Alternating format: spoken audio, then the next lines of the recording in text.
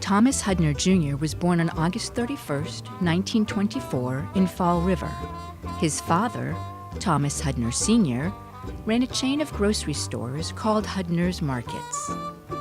Following in his father's footsteps, he attended Phillips Academy in Andover, Massachusetts, and it was there that he was inspired to join the military after the attack on Pearl Harbor. He attended the United States Naval Academy in Annapolis, Maryland, and upon graduation served as a communications officer. He didn't become interested in aviation until 1948, when he was looking for a new challenge. After completing his basic flight training, he qualified as a naval aviator and was assigned aboard the aircraft carrier USS Leyte, where he met Jesse Brown, the first African-American aviator in the United States Navy. Unlike Hudner, Brown always knew he wanted to fly ever since he was 6 and his father took him to an air show. But it wasn't easy for an African-American in the 1940s to become a pilot. He was smart enough. He graduated second in his class at a segregated high school, and despite the odds, was accepted to Ohio State University. Overcoming the resistance from recruiters, Brown applied to the U.S. Navy's Aviation Cadet Training Program to become a naval aviation pilot. After passing the exam, he enlisted in the U.S. Naval Reserve in 1946, where at that time only 14 out of almost 6,000 Navy ROTC students were black. On October 21, 1948, Brown completed his training and was given his Naval Aviator Badge, which made him a national figure. In fact, the Associated Press profiled him and his photograph appeared in Life magazine. On December 4, 1950, during the Korean War, Hudner and Brown were amongst a group of pilots on patrol near the Chosin Reservoir. Their mission? A 3-hour search and destroy flight, as well as an attempt to find Chinese troops in the area. And on this search and destroy mission, there's 6 planes in the air in formation, and while they're in formation, from small arms fire, a rifle of all things, the Chinese are sitting on the ground with this rifle in the snow, hidden in the snow, and they just pepper the plane with this little rifle, and apparently Jesse Brown's plane gets hit. Not only does it get hit, the fuel line is hit, and one of the other flights of the 6 pilots, one of them notices that he's leaking fuel, and Jesse confirms that he is losing fuel, he's going down, and he ends up trying to land the plane. He crashed, and the aircraft broke up upon impact, and his leg was pinned underneath part of the wreckage. The dashboard of the plane comes down and pins his legs inside the airplane. So when he can't get out of the plane, and he's also lost communication. So the other 5 planes are flying above him, looking down at Jesse Brown, and what Jesse does is he takes the canopy above him and slides it back and waves his hands. They know that he's alive in the plane. He removed his helmet and gloves in an attempt to free himself in the freezing 15-degree temperature. A fire quickly broke out, and Hudner, not knowing how seriously wounded Brown was, attempted to rescue him by intentionally crash landing his aircraft in a deliberate wheels-up landing. His plane is destroyed. In other words, he made a decision to do something that he can't come back from. You've gone so far and you've clicked your mind into do something that's so unique, so extraordinary, that you're going to do it, but it's a one-way trip. He did something without any out. He had no out. He's going to be in the Chosin Reservoir in December, below 0, with no way to come back.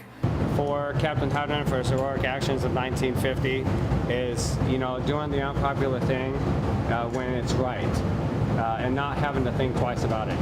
A lot of us don't know how we're going to react in a situation like that. Seeing your element leader get gunned down, actually walking him through the crash landing checklist, trying to find a suitable crash landing site, and then seeing that he's still alive, crash landing his own plane to try to save his friend. Especially at a time where there was a racial divide in this country, is just unbelievable. For 45 long minutes, Hudner tried to pull Brown from the wreck. The plane does go into flames, Hudner actually starts shoveling snow on it to smother the flames as best as he can, and still at the same time work to try and get Jesse out of the plane. Unsuccessful, he radioed other planes requesting that a helicopter be sent with an axe and a fire extinguisher. He then remained by Brown's side despite the continuing danger from enemy action. And Jesse Brown and he have a conversation. Jesse's going in and out of consciousness. He's dying from exposure and from his injuries. Never complained about his injuries. Even with the help from the helicopter pilot, they were unable to free Brown or put out the fire. They even considered, at Brown's request, amputating his trapped leg. They still can't get him out of the plane, and the helicopter can only fly in daylight, so they have to take off after 45 minutes. And his last known words to Hudner were, "Tell Daisy I love her." Daisy was Brown's wife, whom he married in 1947. Hudner took that as being the gentleman he is. I'm going to help that family. If I can't get him out of here, I'm at least going to help that family. Hudner begged superiors to allow him to return to the wreck to try and extract Brown, but fearing an ambush, that request was denied. To prevent the body and the aircraft from falling into enemy hands, the U.S. Navy bombed the aircraft with napalm 2 days later. Napalm just burns it. It destroys it, so all any privileged information, any secret information that was on that plane, everything was destroyed. So the enemy can't get any of our privileged information.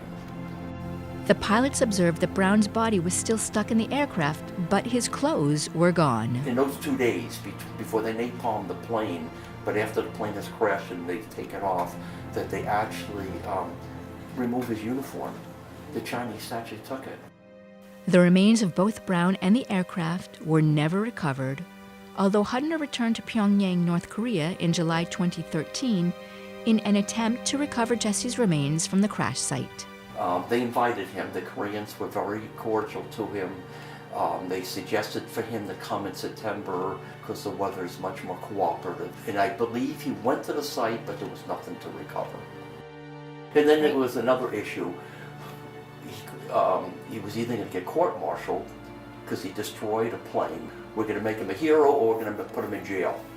President Harry S. Truman opted to make Hudner a hero and awarded him the Medal of Honor on April 13, 1951, thus becoming the first service member to receive the medal during the Korean War. He passed away in November of 2017. When he passes away, he was one of 2 living recipients of the medal in the state of Massachusetts. I don't know the exact number right now. I want to say this is between 70 and 80 living recipients of the medal as we speak in the whole country. This is how rare it is. There he also met Brown's widow Daisy for the first but not last time. The two stayed in regular contact for more than 50 years. Hudner said he was occasionally criticized for his actions and that about 90 people had told him he acted recklessly. In fact, his commanders noted his actions may have endangered the helicopter pilot and sacrificed an aircraft.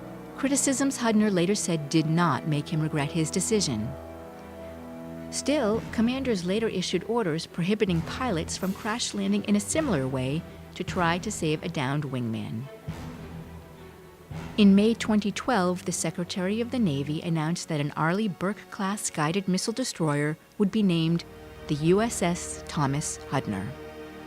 It was christened on April 1, 2017, with Hudner in attendance, and was recently commissioned in Boston during a week-long celebration, which included some of the crew of the USS Hudner coming here to Concord for a road race that literally started off with a bang. The Concord Independent Battery saluted the troops at the historic North Bridge. The crew ended the 4-mile race in Concord Center in front of a plaque the town erected in his honor. We got 100 sailors out there, so about a third of the crew went out to run, and I can't tell you, the energy level of the crew right now is really high. We were lucky enough to be amongst some of the people to receive a private tour of the USS Hudner. First stop, the ship's deck to learn about the weapons. After all, the USS Hudner is an anti-aircraft, anti-submarine, and anti-surface warfare destroyer. So the Arleigh Burke-class is it's the forefront of the anti-air, anti-surface, and anti-submarine warfare. So it's the latest and greatest for combat systems, and we're still updating as we go through our maintenance availabilities. This is the primary means for launching all our various missiles.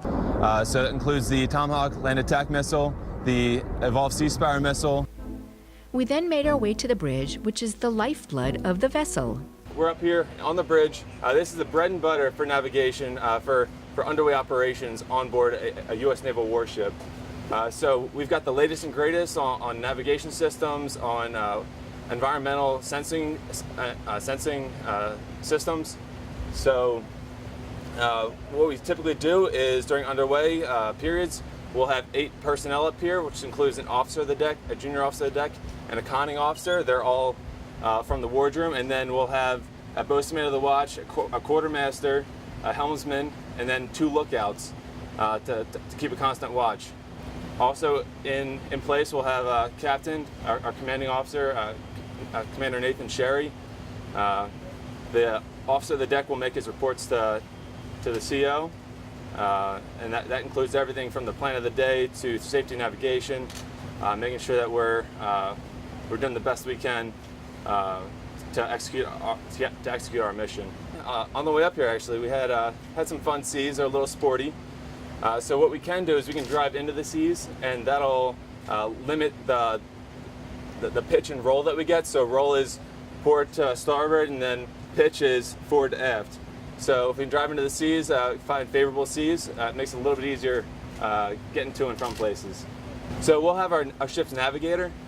He'll contact Big Navy, and they'll give him weather updates, and they'll give us like hurricane routes. So they'll give recommended courses to steer to get around a hurricane if there's going to be one that's going to be heading towards us. The helm control console's right back here. In old days, you had the big wooden wheel. Not in today's Navy. In today's Navy, everything's digitized. So this wheel right here has direct control to the ship's rudders, and that's how we steer the ship. We got digital controls of the thrust. So yeah, there's no actual throttle like you see in like the Titanic movies. There is a version of autopilot available for the ship. However, we do not operate with that, just so we have a tighter control of the ship's steering. On the left side here, this is the steering control monitor. This tells us which hydraulic unit is currently powering the rudders. In the center here, we have our heading display that tells us which direction the ship is actually steering. On the right side, this is our thrust controls. And then down here, it shows us any kind of secondary updates or alerts that we have for the system. So primarily, if we're doing like special operations, like we're underway replenishment, we'll have a secondary person called a lee helmsman. They'll be controlling the throttle from here, and then you'll have the helmsman who's steering the rudders on the ship right here. So it's separated just so there's less chance for hitting critical mass on processing, just because there's too much going on. Finally, we toured the galley, where meals are served throughout the day, and a reminder of the ship's namesake is visibly present. This is where approximately 270 crew members, they eat every day. The galley, the culinary specialists do a fantastic job. So they make up approximately 1,000 meals a day for the crew. They'll go through 2.5 seatings. Generally, people spend 20 minutes eating, and we serve every meal for an hour. So they choose to eat, they're in here, and sometimes the line wraps around. We have a 21-day meal plan, so almost an entire month you have a different type of meal every day. Although we do have some staples, so like Wednesdays we have Burger Day, and then Tuesdays Taco Tuesday, and Fridays are Spaghetti Day at all? yes, that's Thursday. That's serious. Yeah, and then Fridays, of course, the best day is Pizza Day.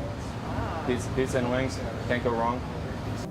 Placed separately from all the other tables was a small, fully set table for one, the remembrance table for prisoners of war and those missing in action. Each of the items on there represents a specific element.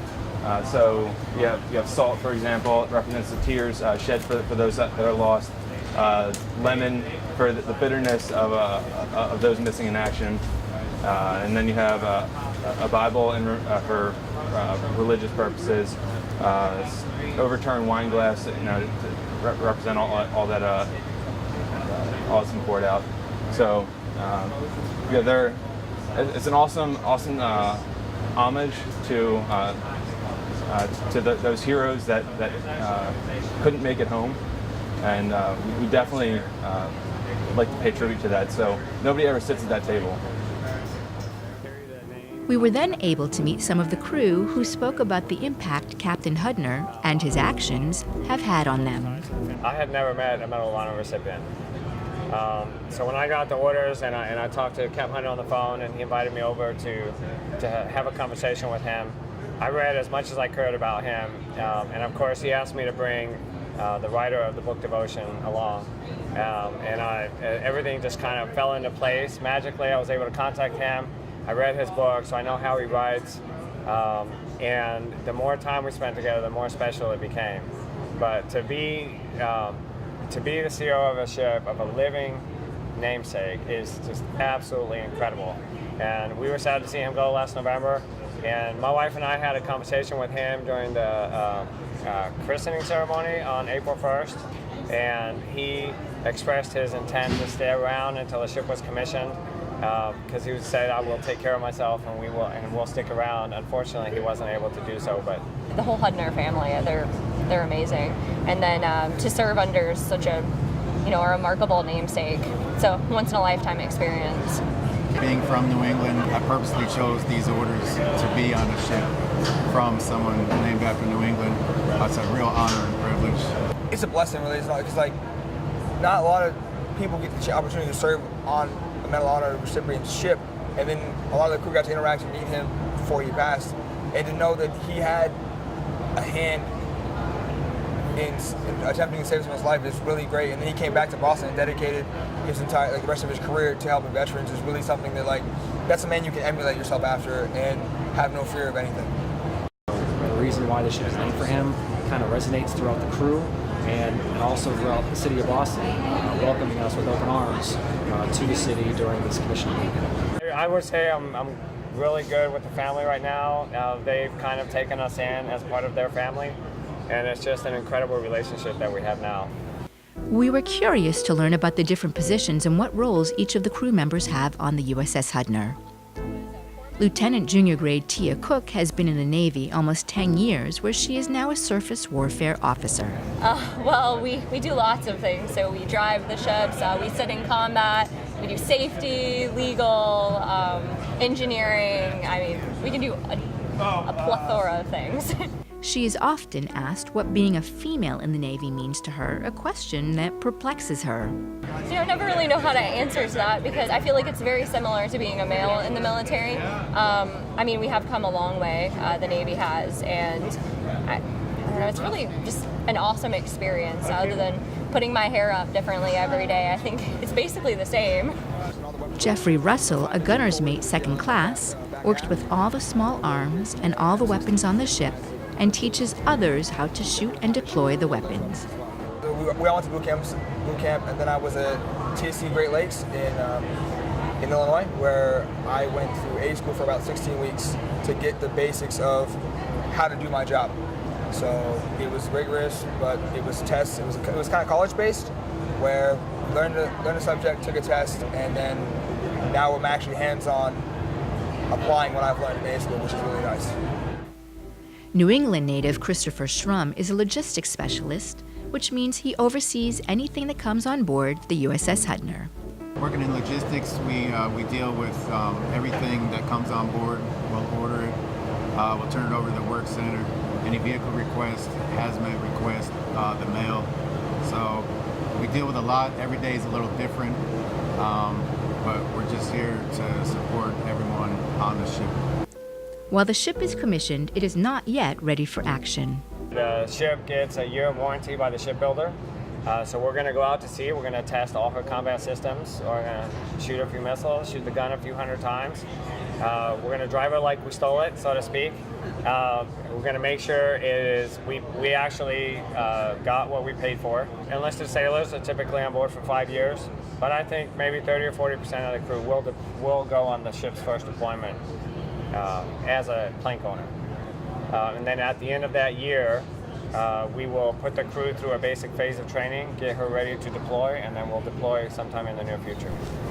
Finally, the moment everyone was waiting for, the commissioning ceremony of the USS Thomas Hudner.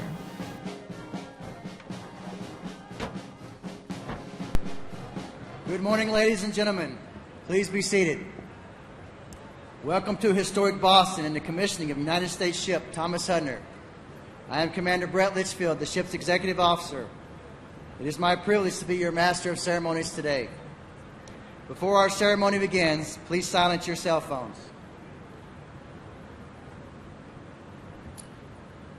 We would like to recognize Massachusetts native Sergeant First Class Eric Michael Amand, who paid the ultimate sacrifice on November 27th while serving with Army Special Forces in Ghazni Province, Afghanistan.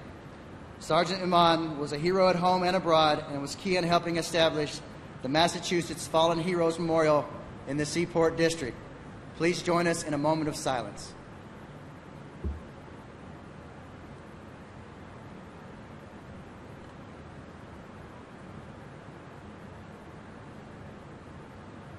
Thank you. We are here today to celebrate the commissioning of USS Thomas Hudner. The ship before you was christened in Bath, Maine on April 1st, 2017.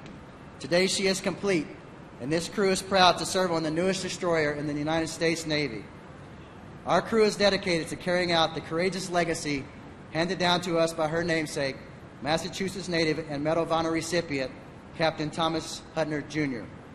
To quote then Lieutenant Junior Grade Hudner's Medal of Honor citation, while attempting to rescue a squadron mate whose plane, struck by anti-aircraft fire and trailing smoke, was forced down behind enemy lines.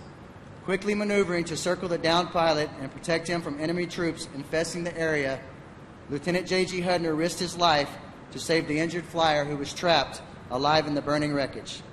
Fully aware of the extreme danger in landing on the rough mountainous terrain and the scant hope of escape or survival in sub-zero temperature, he put his plane down skillfully in the deliberate wheels-up landing in the presence of enemy troops. With his bare hands, he packed the fuselage with snow to keep the flames away from the pilot and struggled to pull him free. Unsuccessful in this, he returned to his crashed aircraft and radioed other airborne planes, requesting that a helicopter be dispatched with axe and fire extinguisher. He then remained on the spot despite the continuing danger from enemy action, and with the assistance of the rescue pilot, renewed a desperate but unavailing battle against time, cold, and flames. Lieutenant J.G. Hudner's exceptionally valiant action and selfless devotion to a shipmate sustained and enhanced the highest traditions of the United States Naval Service. In that same spirit, this ship will sail the oceans, often alone, and will stand vigilant against those who would threaten democracy and freedom. This crew is honored to serve in the ship which bears his name. Our ceremony today is a time-honored tradition which began with the commissioning of our first warship in 1775. Since then, thousands of ships have undergone the transformation from silent hulls to fully alive warships. Our commissioning crew, hereafter known as plank owners, are in formation among you and ready to bring our ship to life. In just a few moments, the United States Navy Band Northeast, Concord Independent Saluting Battery, and the Massachusetts Army National Guard howitzers will render honors to the Honorable Charlie Baker. Will the guests please rise and remain standing for the arrival of our official party, honors, presentation of colors, and the invocation. Ladies and gentlemen, our platform guests. Commander David Shirk, Chaplain Corps, United States Navy.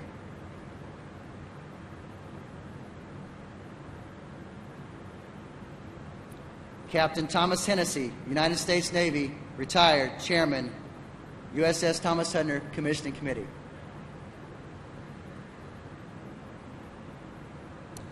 Mr. Jim Sheridan, Vice President and General Manager, Lockheed Martin Rotary and Mission Systems.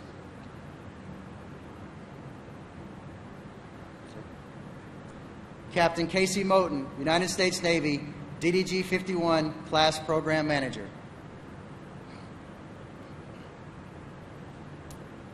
Captain Joseph Toot, United States Navy, Supervisor of Shipbuilding, Bath, Maine.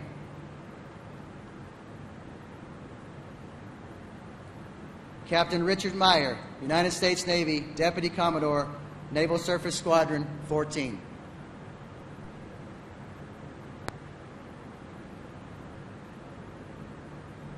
Miss Jessica Knight Henry, granddaughter to Ensign Jesse Brown.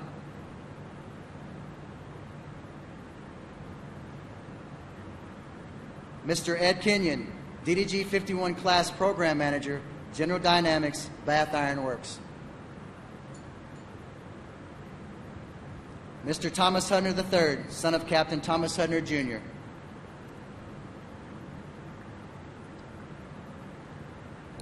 Rear Admiral William Glennis, United States Navy, Program Executive Officer, Ships. Vice Admiral Richard Brown, United States Navy, Commander, Naval Surface Forces, Naval Surface Force, U.S. Pacific Fleet. Admiral William Moran, Vice Chief of Naval Operations. The Honorable Marty Walsh, Mayor, City of Boston.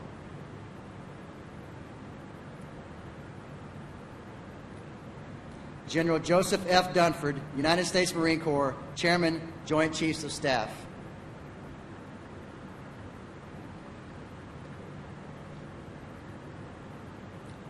The Honorable Richard V. Spencer, Secretary of the Navy.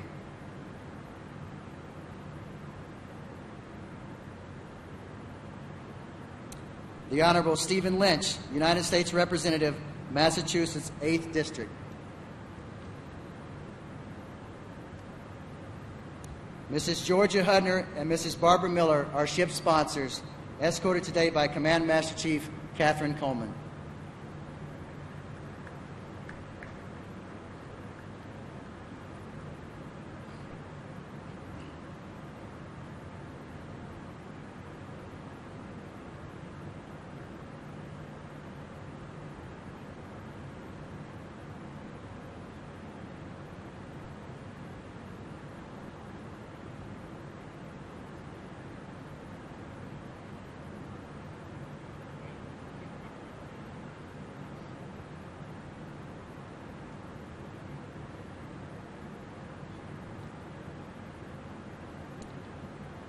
The Honorable Charlie Baker, escorted today by Commander Nathan Sherry, United States Navy, Thomas Hudner's commanding officer.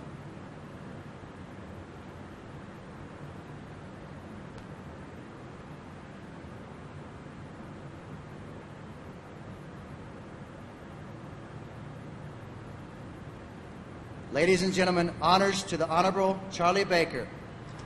Platform and salute.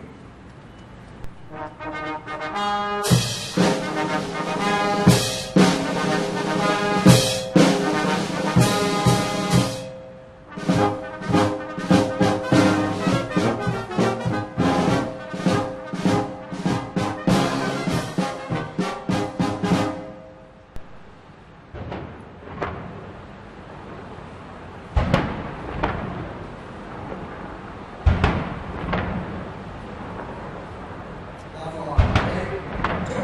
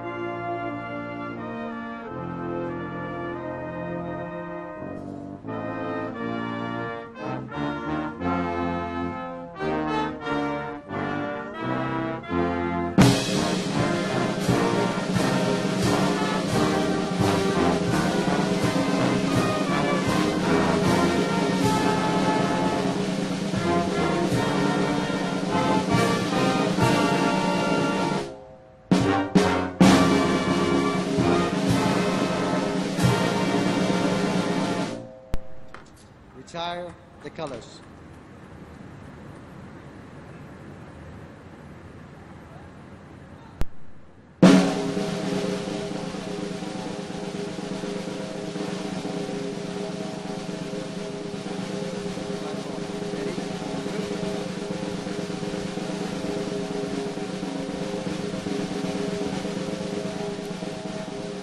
We'd like to thank the USS Constitution Color Guard for their support this morning. Ladies and gentlemen, Chaplain Shirk will deliver the invocation.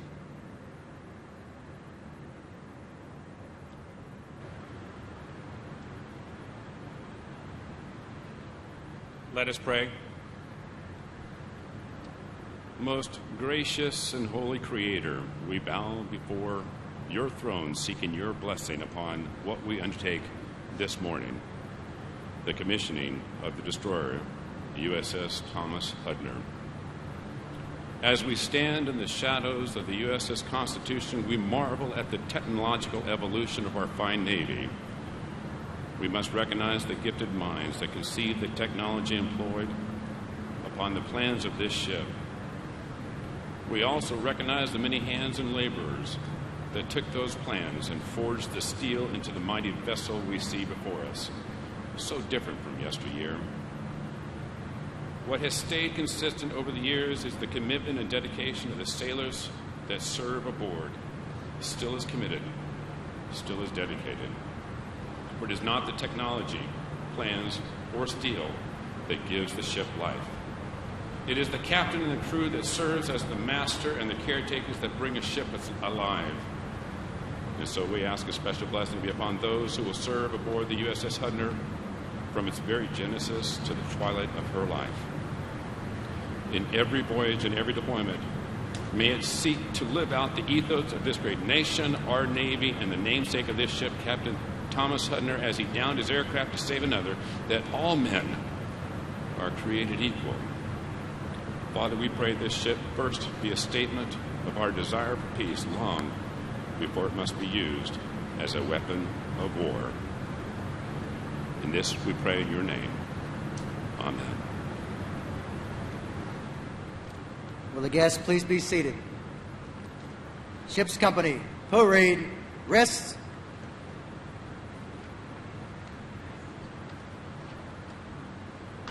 Ladies and gentlemen, the Honorable Marty Walsh.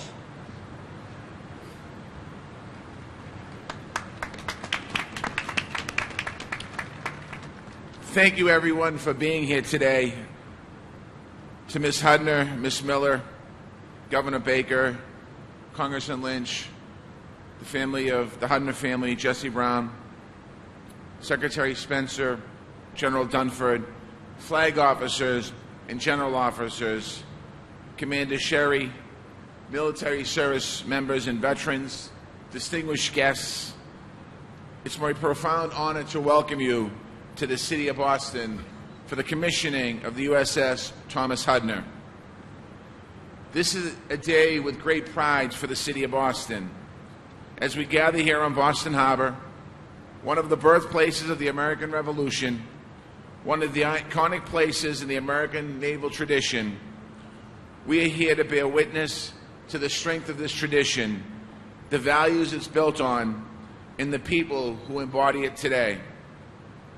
We are standing now in South Boston. This was a Navy shipyard for much of the 20th century.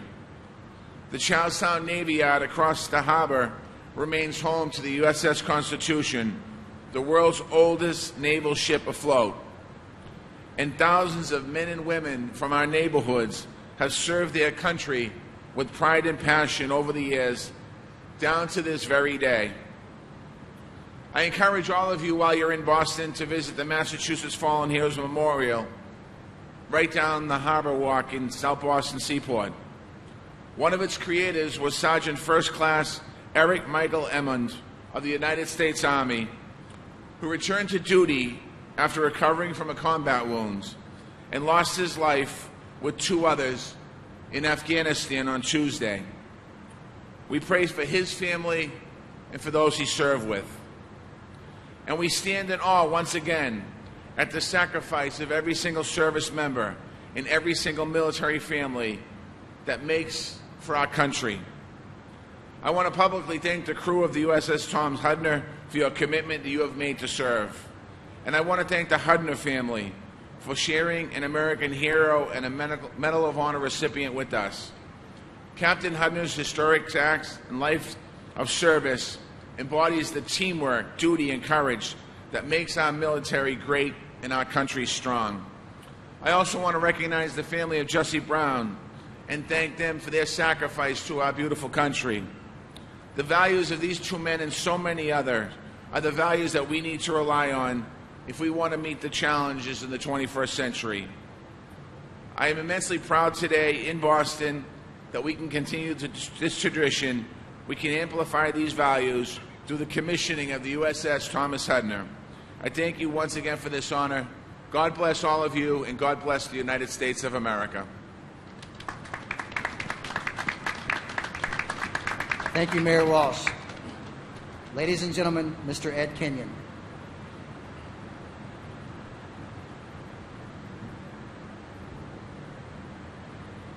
Distinguished guests, Commander Sherry and crew, family and friends.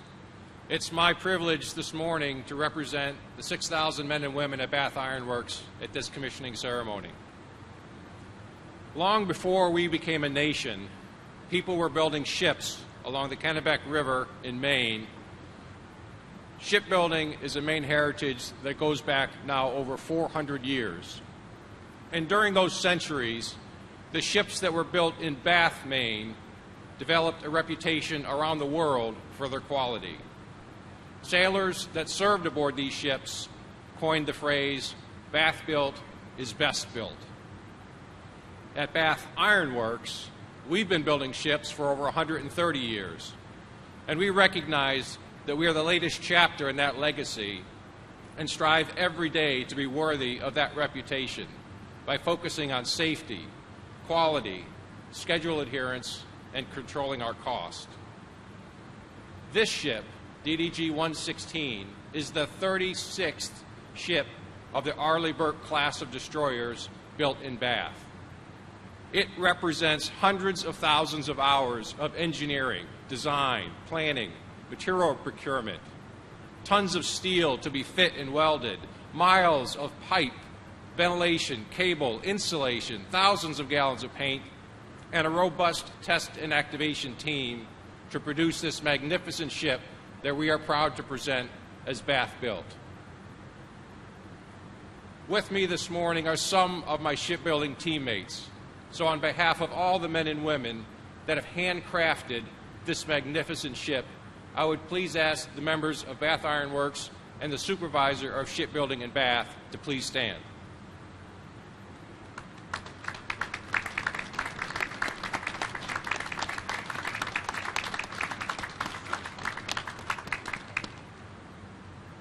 In closing, I'd like to speak directly to the crew and remind you of the message I shared in June on the day that we delivered the ship to the Navy and you moved aboard. When the day comes for this Thomas Hudner to go into harm's way, go boldly. This ship will not fail to answer the call because it's Bath built. Godspeed to the men and women of the USS Thomas Hudner. Thank you. Thank you, Mr. Kenyon. Ladies and gentlemen, Admiral William Moran. Well, good morning, Boston. Great to see so many of you out here today to pay tribute to the skill that was just described to the shipbuilders and the ship workers who put this wonderful ship together. But Governor Baker, Secretary Spencer, and Chairman Dunford, ship sponsors, the entire commissioning committee, and Mayor Walsh, but most of all to the citizens of Boston and indeed all of the greater New England area from Kennebunkport to Fall River. Thank you for hosting this event today here. You know, there is nothing more fitting than commissioning your Navy's newest warship right here, right now. A ship that, like a certain trumpet of the greatest generation, sounds the call to freedom and for responsibility of Americans to lead both through calm and crisis, no matter the odds, no matter what comes our way. Throughout our young nation's history, we've been blessed with providence, with leaders and statesmen who, through their optimism and courage, bridged the depths of the unknown. This American warship bears the name of one of those leaders in Thomas Hudner.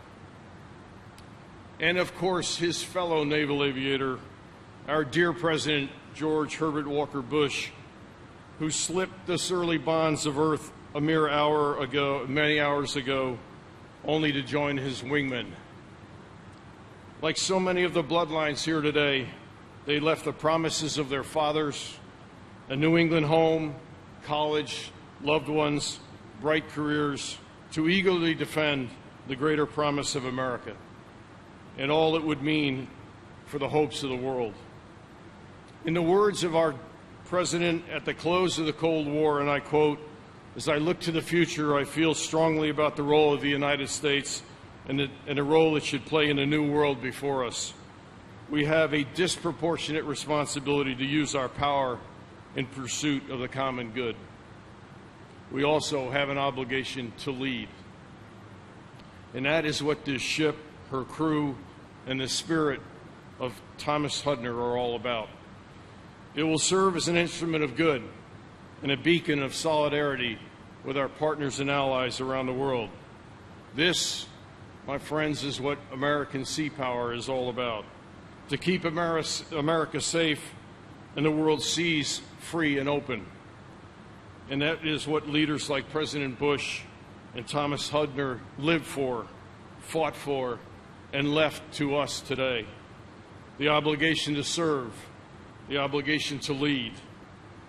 So on behalf of them and of all the 600,000 sailors, civilians throughout the United States Navy, God bless this wonderful town of Boston, Mayor, for hosting a spectacular event.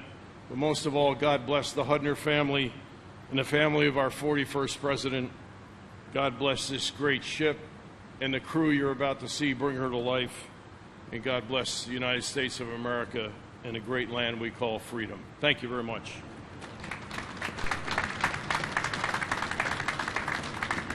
Thank you, Admiral Moran. Ladies and gentlemen, General Joseph Dunford.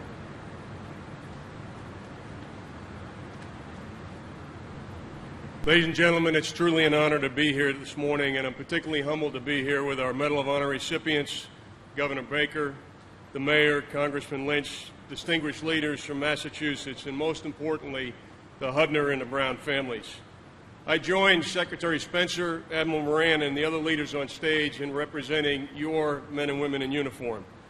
As we conduct this ceremony, 275,000 of your soldiers, sailors, airmen, and Marines are operating around the world in 177 different countries. And as you know, many of them are in harm's way. I'd ask you to keep them in your thoughts and prayers, as well as the families of those we lost last weekend. I'm also here as the son of a Marine who was on the ground fighting at the Chosin Reservoir. On 4 December 1950, Ensign Brown and Lieutenant Hudner were supporting my father and his fellow Marines. And finally, I'm here as someone who had the privilege of spending time with Captain Hudner at events over the course of 30 years. I first met him in the late 1980s, and I can clearly remember the encounter. Someone pointed out Captain Hudner to me, and he gave me his background. And I immediately went over and waited in line, hoping just to shake the hand of a true American hero. And given the line, I expected just to have a quick reading and then to move on. But as we shook hands, Captain Hudner looked me in the eyes. He asked me about my assignment. He asked me about my Marines and sailors. He took the time to be engaged. In that initial engagement, I was struck by Captain Thomas Hudner's courtesy and his humility. And in later engagements, I gained an appreciation for his commitment to service and his character. I'd also learned how he viewed his Medal of Honor. In his own words, he viewed the medal less as an honorific than as an obligation to use the platform it brought him to bring attention to all those who served and sacrificed. So I have a brief and a simple message today, and it's for the captain and the crew. We've named this ship the Hudner in honor of Captain Thomas Hudner's actions on 4 December 1950. and I know you'll ensure that future generations of young sailors are inspired by his courage. But don't let Captain Hudner's legacy be reduced to just one incident, no matter how heroic. This ship should sustain the memory of Captain Hudner's 3 decades of naval service and his continued public service after taking off the uniform. This ship should honor the memory of a humble servant leader, a loving family man, and a man of character.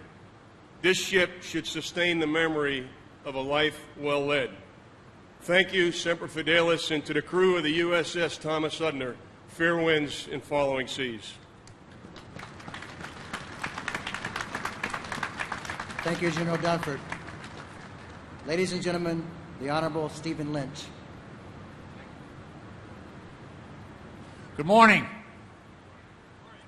Thank you, Commander Litchfield, for the kind introduction, and thank you all for being here today. Governor Baker, Mayor Walsh, all of my colleagues in government, members of the Massachusetts Senate and State Representative, thank you for being here. Ambassador Ray Flynn. I'd also like to thank Chaplain David Shirk, Coast Guard Detachment Boston, for his blessing this morning, as well as the Hudner and Brown families, and the many Congressional Medal of Honor recipients who are here with us today.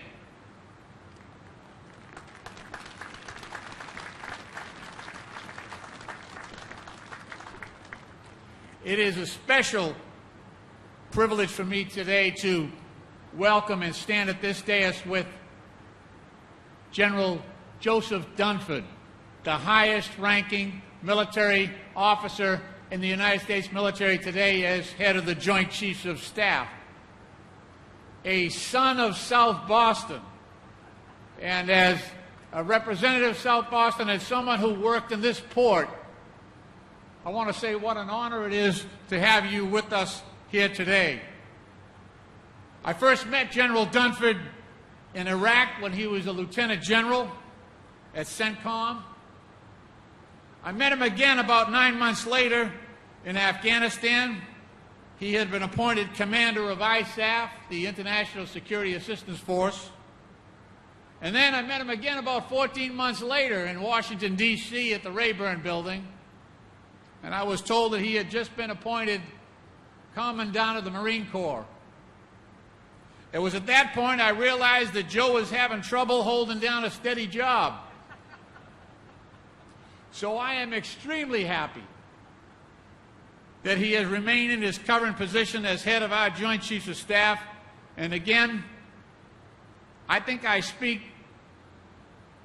for the Congress in general, Democrat and Republican, that we are deeply grateful for General Dunford's thoughtful and stabilizing influence that he and Secretary Mattis and Secretary Spencer have all brought to our military affairs during a difficult and dangerous time.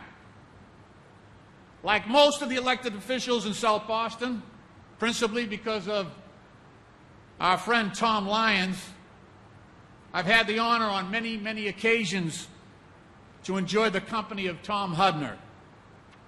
Most frequently on Memorial Day, as you might expect, and Veterans Day are one of the many events that Tom Lyons has hosted Medal of Honor recipients. Tom Hudner was a total gentleman. He was a class act.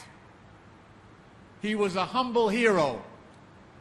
And if I could be so bold as to offer my opinion, if Captain Hudner were here today, he'd start off by insisting that we're actually honoring 2 men here today, Tom Hudner and Jesse Brown, and all those men and women who served with them.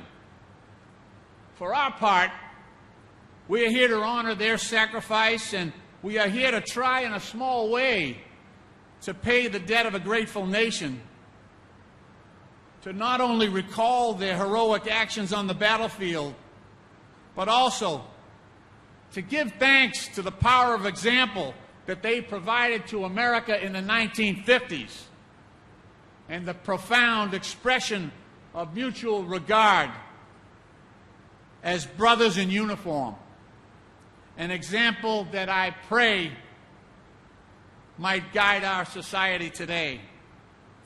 In closing, I want to thank Commander Nathan Sherry and his crew aboard the USS Hudner.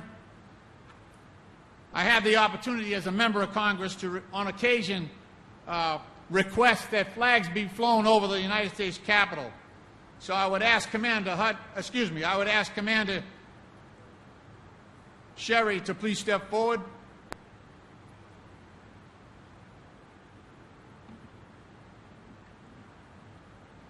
This is to certify the accompanying flag was flown over the United States Capitol at the request of the Honorable Stephen F. Lynch, Member of Congress. This flag was flown over the United States Capitol in recognition of the commissioning of the USS Thomas Hudner, DG 6116, presented to Commander Nathan Sherry, United States Navy, and the crew in honor of Captain Thomas J. Hudner Jr., Naval Aviator, Medal of Honor recipients for his valiant efforts on April 13, 1951, in attempting to save the life of his squadron mate, Ensign Jesse L. Brown, in the Battle of the Chosin Reservoir during the Korean War. Signed by Stephen Ayers, Architect of the Capitol.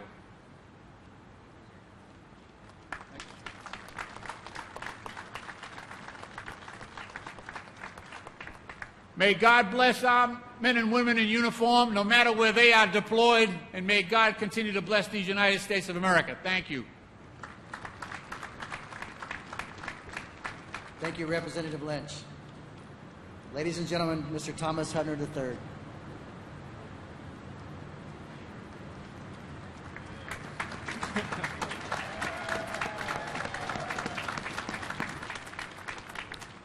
Thank you. I needed that.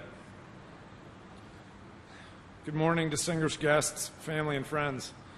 On behalf of my late father, Captain Tom Hudner, my mother, Georgia, and our entire family, I extend our very sincere appreciation to everyone here today for joining us for this momentous occasion. My father was a very humble and understated man, one who always deflected praise and attention. So when it was announced in 2012 that a United States Navy guided missile destroyer would be named for him, he was overwhelmed and he was grateful. To be here today, 6 years later, with this beautiful ship complete, joined by several thousand guests who have come together to celebrate its commissioning, my family and I share my dad's sentiments. We are overwhelmed and we are grateful. As most of you know, my father's Medal of Honor action involved his valiant attempt to save his downed wingman, Ensign Jesse Brown, who had been shot down at the area of the Chosin Reservoir in North Korea during a mission in support of U.S. Marines on the ground who were surrounded by Chinese and North Korean soldiers. Jesse Brown was the nation's first African-American naval aviator and a hero in his own right, who had overcome incredible adversity to earn his Navy wings. However, neither the extreme danger a rescue attempt represented nor the color of Jesse's skin were factors in Dad's decision to crash land to try to save Jesse. Jesse was a friend and squadron mate who needed help, so Dad went in. While many of us would say that was an extraordinary act, my father never thought of himself or that action as extraordinary. To the contrary, when he was asked through the years why he did it, he responded simply that it was the right thing to do, and if he hadn't done it, someone else would have. The ship's commanding officer, Captain Thomas Sisson, did feel that it was an extraordinary act. And when he recommended my father for the Congressional Medal of Honor, he wrote, quote, "There's been no finer act of unselfish heroism in military history." Now, as the men and women here today know as well as anyone, throughout military history there have been countless incredible acts of unselfish heroism. In fact, the history of the United States has been built upon these acts, many of which went unseen and without recognition. But it was Captain Hudner's unselfish act in the service of his country, the United States Navy, and his friend and squadron mate that lives in the spirit of this ship. 3 days from now, December 4th, will mark 68 years since that action in North Korea. It will also mark 68 years since Jesse Brown's passing. Had he survived, he too would have surely continued to lead a life that was characterized by his own selfless service to his country, his family, and others whom he would have encountered and inspired. We remember Jesse today and every day, and we are honored to have so many members of Jesse's family with us here for this event. Their support and friendship means so much to our family, and I know that Dad and Jesse would be so pleased to know that the bond that they formed as friends and squadron mates more than 68 years ago continues through our families today. While we regret that my father did not live to witness today's event, we will be forever grateful that he was alive to see and participate in the evolution of the ship's development, from the naming ceremony here in Boston in 2012 to the christening last year in Bath, Maine. It was a thrill for him to have the opportunity to visit Bath Iron Works many times and to meet and to thank the men and women who are bringing his namesake ship to life, whose great skill and dedication carry on the legacy of Bath built is best built. Today, we extend our deep gratitude to the Commissioning Committee, who have provided countless hours of work and an abundance of care over the past 4 years to plan and execute today's event and the activities leading up to it. Many of those men and women shared a personal friendship with my father, and I know that those bonds have infused and inspired their incredible efforts, and we are so grateful. We also thank all of our servicemen and women, active duty and retired, the countless men and women who have served in the armed forces throughout our country's history. And we pay special tribute to those who have made the ultimate sacrifice, those like Jesse Brown. We thank all of these men and women for their service, and we vow to never forget their sacrifices to protect our freedom and the freedom of others. A particular highlight for my father and for our entire family has been the connection he shared and that we share with the ship's crew. Under Commander Sherry's leadership, the crew made personal connections with my father when he was alive, and as much as they were pleased to have the opportunity to meet with him, he was just as excited to spend time with them.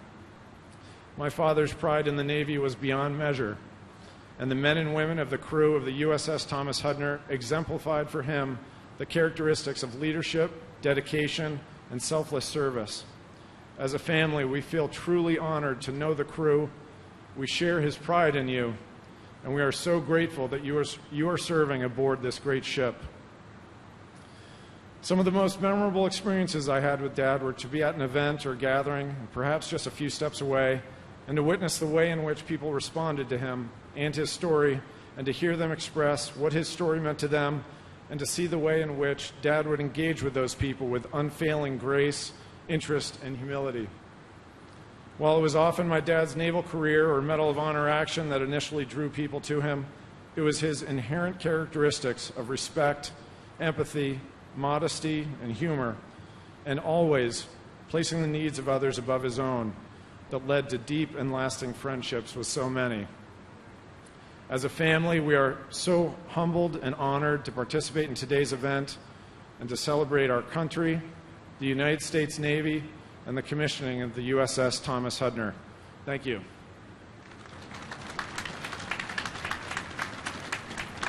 Thank you, Mr. Hudner. Ladies and gentlemen, the Honorable Richard Spencer.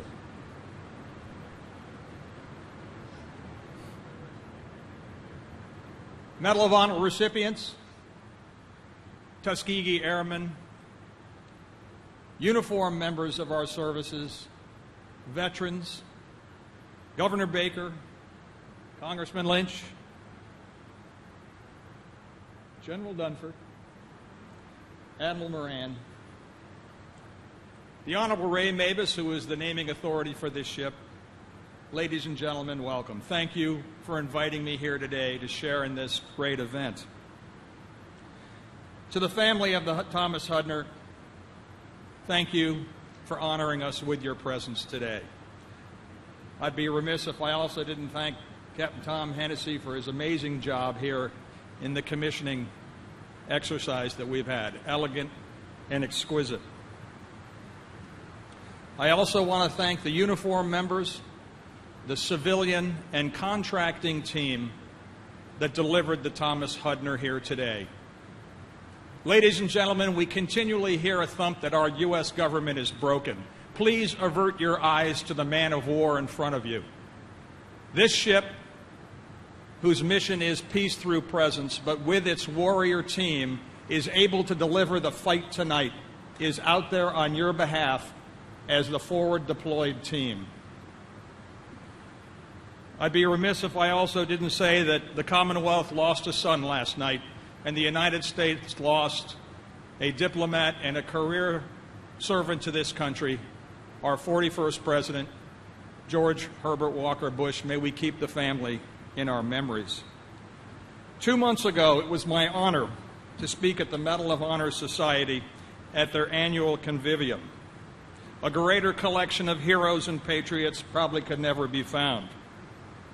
But what made that gathering very special and very particular was that it was on the grounds of the United States Naval Academy. Just steps away was the next generation of patriots studying for their midterm exams. It reminded me of the unbroken chain that Thomas Hudner embodied throughout his whole life. From the moment his service began at the United States Naval Academy to the day he earned the Medal of Honor. The day he earned the Medal of Honor, and think that what he did, crash-landed his ship next to his wingman and shipmate, Jesse Brown. He spent a lifetime looking out for his shipmates after that. And his spirit will live on, ladies and gentlemen, in the proud service of every man and woman aboard this destroyer we commission today. The USS Thomas Hudner is proof of what teamwork of all our people can do, all we can accomplish together. A special tip of my hat to the workers at Bath Iron Work. Bath built, best built. It remains the saying today.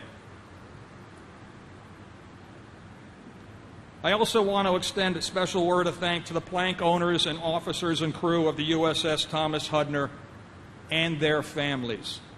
We all know the men and women wearing navy blue can't get to where they are without the support of their families. I know the extreme demands that sea service can put on both the sailor and the family. And I stand with you and with all the gratitude of a nation for your service. Understand that as you take to sea, know that all of you are backed by the Department of the Navy, the Department of Defense that sails with you, as does a very grateful nation. And now it's my pleasure, ladies and gentlemen, to introduce the keynote speaker, a distinguished leader, a dedicated public servant who, by the way, just got his commission to serve another round of command tour of his own, the Governor of the Commonwealth of Massachusetts, Charlie Baker.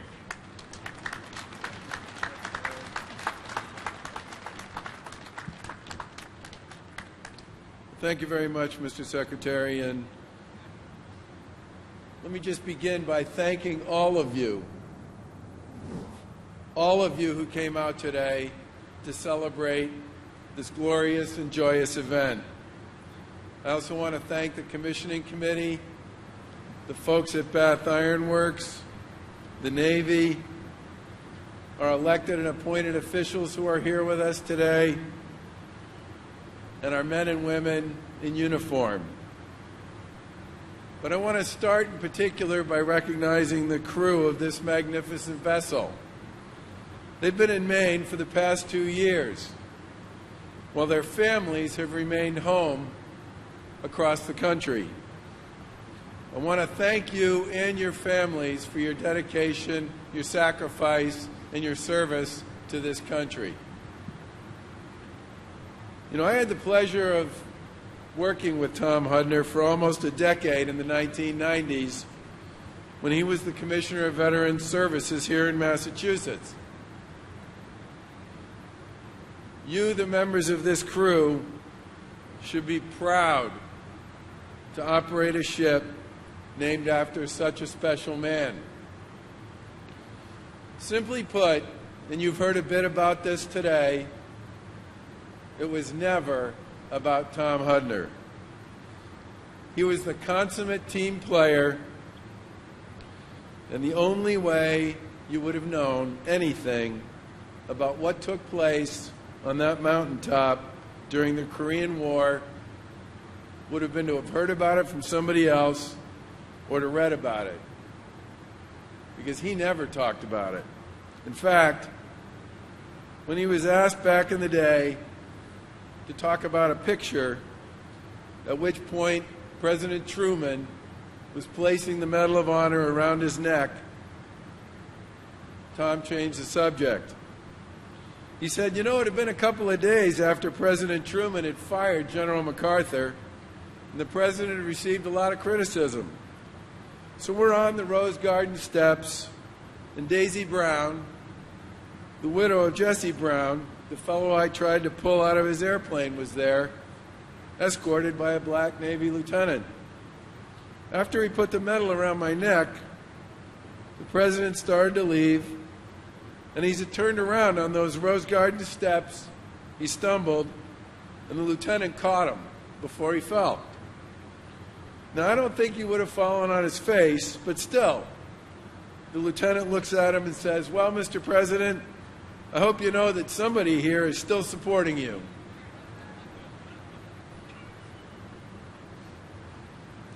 Real heroes are humble. They don't talk about themselves. They talk about and encourage others. They say thank you. They pump up their teammates, their family, their friends. And they view their own decisions, whatever they might be, as nothing special. On December 4, 1950, almost 68 years ago to the day from today, Tom disobeyed a direct order and crashed his plane on a snow-covered mountaintop in 15-degree weather to try to save his friend and fellow airman, Jesse Brown. It was an act of bravery and sacrifice that bordered on the edge of recklessness. But Tom didn't see it that way. Jesse was alive, and it looked as if he needed nothing except a good tug to get him out of that airplane. I just didn't think very much about hurting myself. I just felt that, for what it was worth taking the chance. So matter of fact, so focused on his friend, so understated and unassuming, so Tom Hudner. Some years later, Tom said his first thought when he crash-landed the plane was something like, God, what the hell am I doing here? Just climbing up the snowy, slippery slope and then finding a way to look into the cockpit of Jesse Brown's plane and reach out to him was work. He couldn't create the leverage he needed to pull him out, and given the damage to the cockpit, it's not clear he would have been able to haul him out even if he'd had the leverage to make a go of it. Still, he stayed with Jesse, talked about the situation they were facing together, and tried a variety of approaches to set him free. Eventually, after about 45 minutes, a rescue helicopter showed up, and Tom had no choice but to leave with the copter, hoping to come back later to extract his friend with better equipment. Alas, the weather and the enemy made the return trip impossible. But Tom never forgot Jesse's widow or his family. And in fact, he paid for Daisy's post-war college education with his discharge bonus and stayed close to her and to her family throughout Daisy's life. And he said many times that he thought about Jesse Brown every single day for the rest of his life. And like almost every member of the military I've ever met, Tom didn't think what he did was particularly special. In one interview, he said the men he served with would do anything for one another. Another time, he said, you know, I wrecked an airplane, and I didn't even get the guy out of the wreckage. I happened to be an aviator, but an infantryman who who cannot dig deep enough or fast enough to get away from enemy gunfire will still jump up at the first sign of trouble to pull a buddy to safety. It's an attitude that is latent for the most part in normal life, but comes out when you're suddenly confronted with life and death in a situation like that. After Tom's passing, the Boston Globe wrote an obituary that noted that Tom spent much of his time talking about his wingmate, Jesse Brown, when this ship was christened in Maine 2 years ago. Tom said Jesse was loyal to Daisy, loyal to his squadron, loyal to the Navy service, and in return, people were very loyal to him. That's because Tom never thought it was all about him. He led by example and brought a steely sense of purpose and dignity to everything he did.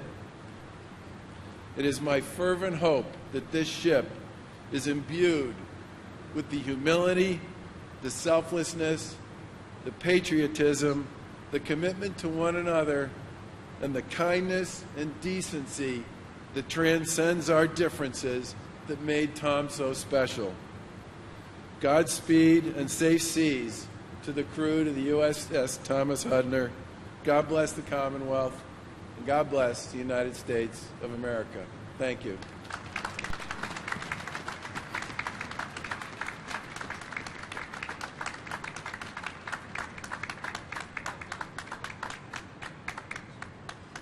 Thank you, Governor Baker. Secretary Spencer, I would be honored if you would now place Thomas Hudner in commission.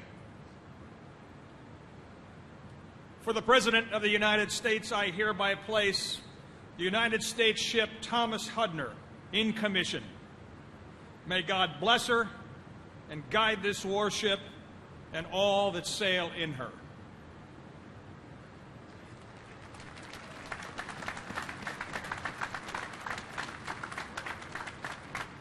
Thank you, Mr. Secretary. Executive Officer, hoist the colors and the commission pennant. Aye, sir. Thomas Hudner, attend. Hut! Ladies and gentlemen, please rise. I direct your attention to the ship's mast as we hoist the colors and the commission pennant. Quartermaster, hoist the colors and the commission pennant.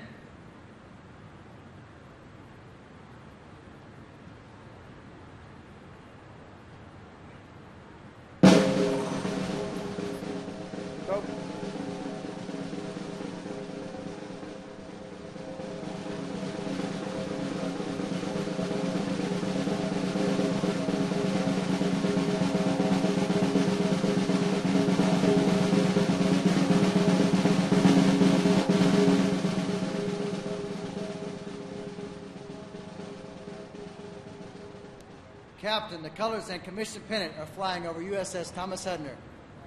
Very well. Ladies and gentlemen, please be seated.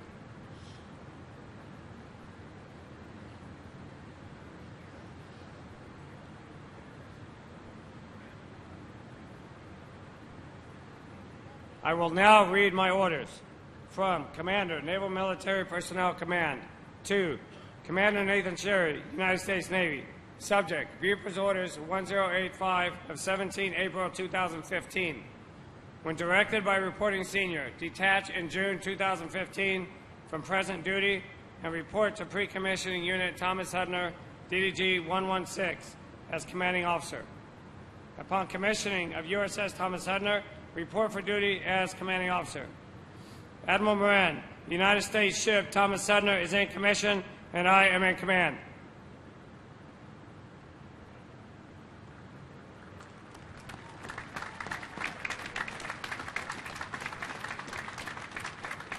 Executive Officer, set the watch. Aye, sir. Officer of the deck, set the first watch. Aye, sir. The officer of the deck is the commanding officer's direct representative, and while on watch is responsible for the safe operation of the ship and crew. The long glass is a traditional symbol of an officer of the deck's authority in the ship of the line. We are pleased to have Miss Jessica Knight Henry and Mr. Thomas Hudner III in attendance. They will pass the long glass to Chief Warrant Officer Joshua Danson from Crossfield, Tennessee, our first officer of the deck.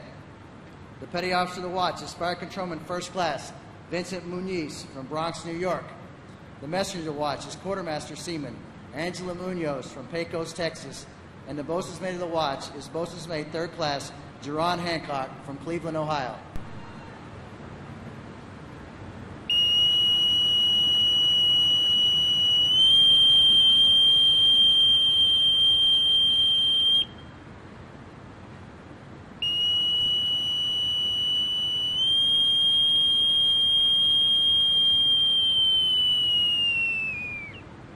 Set the watch! On deck, Section 1! Sir, the watch is set! Very well.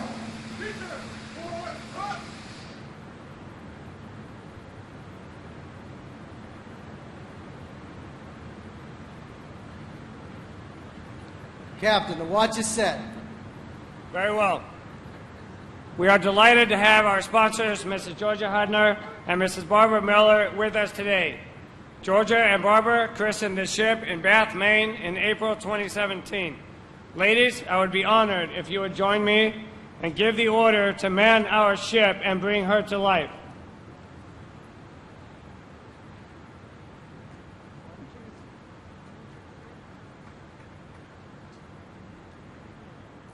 Officers and crew of the USS Thomas Hudner, man our ship and bring her to life.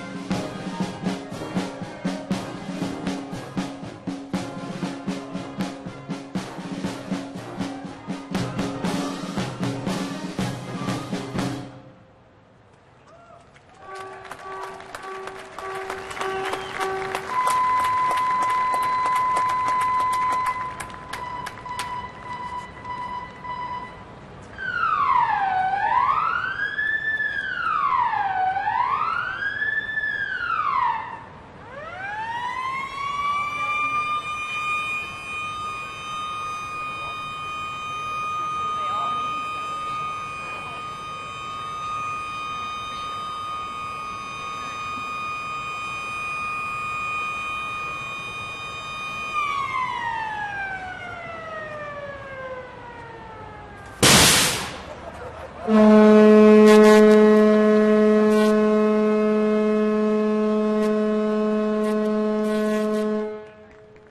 and gentlemen, the crew of USS Thomas Hudner salutes you.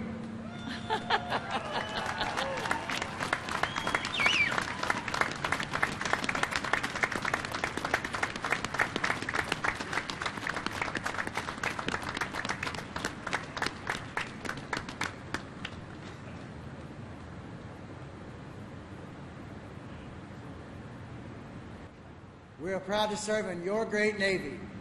Ready? Two. Will the guests please be seated? No aircraft.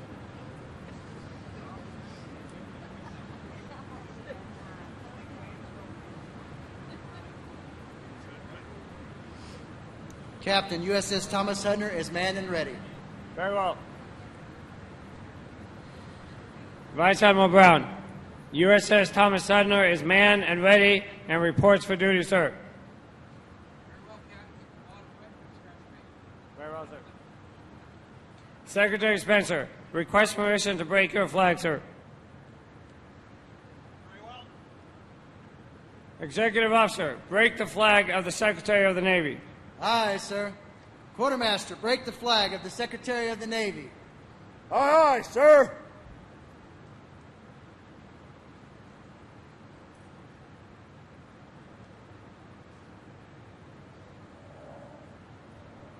Captain, the flag of the Secretary of the Navy is flying over USS Thomas Hudner.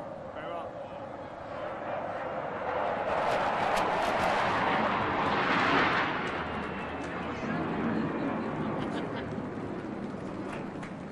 That was for you, Mr. Secretary.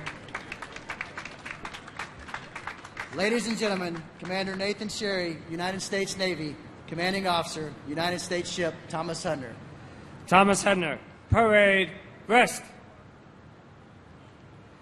Mrs. Barbara Joan Miller, Mrs. Georgia Hudner and family, Mrs. Pamela Brown Knight and family, Governor Baker, Mayor Walsh, Secretary Spencer, General Dunford, Admiral Moran, Vice Admiral Brown, distinguished guests, ladies and gentlemen. For Captain Tom Hudner, it was about family. I would like to start by taking this opportunity today to talk about my family. Help me recognize my wife Rosa and 3 of our 4 children here today, Nathan Jr., Michaela, Elizabeth. Rosa is the foundation of our family and strong as steel. Together, Rosa and I owe a debt of gratitude to her mother Neela, who has contributed so much to ensuring that what we continue to build together remains strong.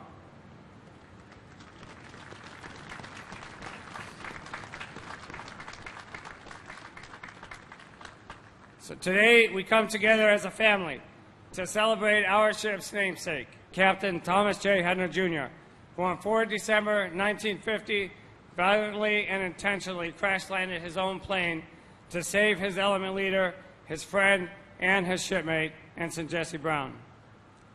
Today we come together as a family to honor the character of the man for whom this ship is named.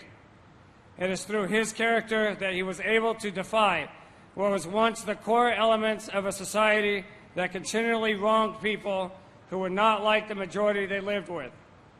It is through his character that upon ending 27 years of naval service, he then served our veterans in the great city of Boston for another 4 decades. Today, we come together as a family to remember Captain Hudner for what he left behind and continue to build a legacy of better American citizens who show more concern for their brother, sister, friend, or neighbor than the concern they have for themselves. A legacy where we understand and endeavor to better ourselves and those around us and help those soldiers, airmen, Marines, and sailors that have gone before us to serve our great nation and put themselves in harm's way to defend values, beliefs, and ideals for which this country stands for and for which they believed in so strongly that they risked their lives defending them. As we celebrate our ship coming to life and entering into naval service, we endeavor as a crew to be better human beings.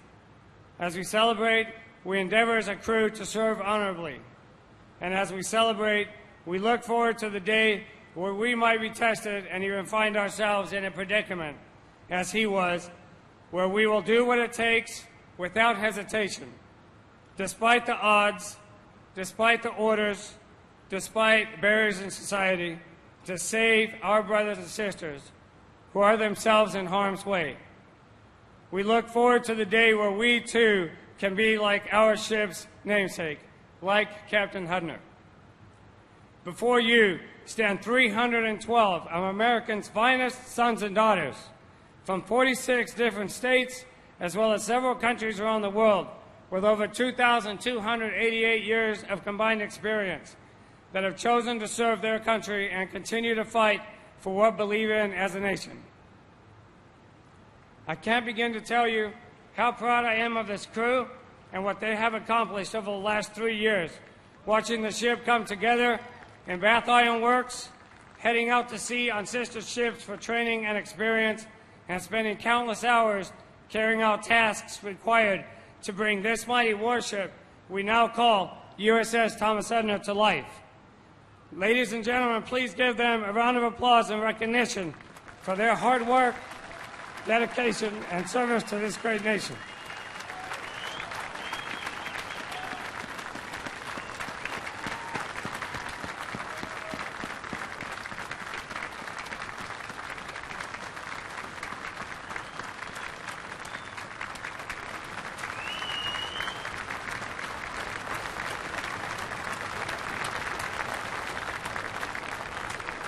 I can't begin to tell you how grateful we are as a crew for how well this ship is built and for all the support we have received to make this day happen.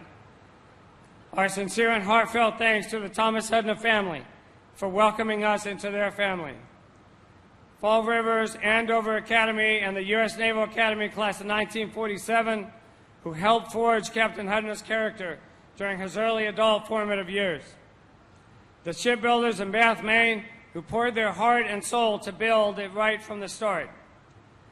The Supervisor Shipbuilding Bath team, who so graciously welcomed us into their community and provided so much assistance, guidance, and training. The Fleet Integration team for passing on tribal knowledge and assistance in crew training, as well as helping to build a solid foundation for all of our ship's programs. The PMS 339 team for not only the daily assistance with pre-com challenges, but also ensuring that these lessons learned are passed down to the next hull so that their transition to a new construction ship is a path well marked. The Commissioning Committee for putting so much energy and hard work to take care of my crew and Captain Hudner's family. To the great city of Boston for hosting us here. To the great state of Massachusetts for being home to our national hero, Captain Thomas Hudner, who we have the privilege to celebrate today by breathing life into a ship named in his honor. And finally, to all who contributed to making this day a reality, again, thank you. If Captain Hudner were here today, I would tell him that while we could never fully live up to the standard he set in his 67 years of service to our nation and our nation's veterans, we will embody and carry forward his legacy through his ship that now bears his name. We will honor and remember Tom by always forging our way forward, helping each other out, and working as a cohesive team, believing in the concept of family and taking care of each other, and always putting our shipmates' well-being above our own. We will always live up to our motto of above all others. Thank you.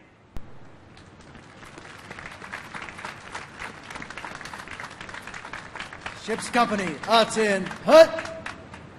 Will the guests please rise? Chaplain Shirk will now lead us in the benediction.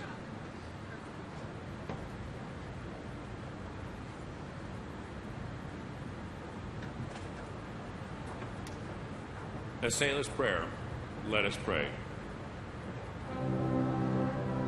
Dear Lord, I'm just a sailor, a protector of the land, a servant called to battle when my country takes a stand. I pray for strength and courage and a heart that will forgive, for peace and understanding, and a world for all to live. My family's prayers are with me, no matter where I roam. Please listen when I'm lonely, and return me safely home. In your most precious and holy name, I pray. Amen.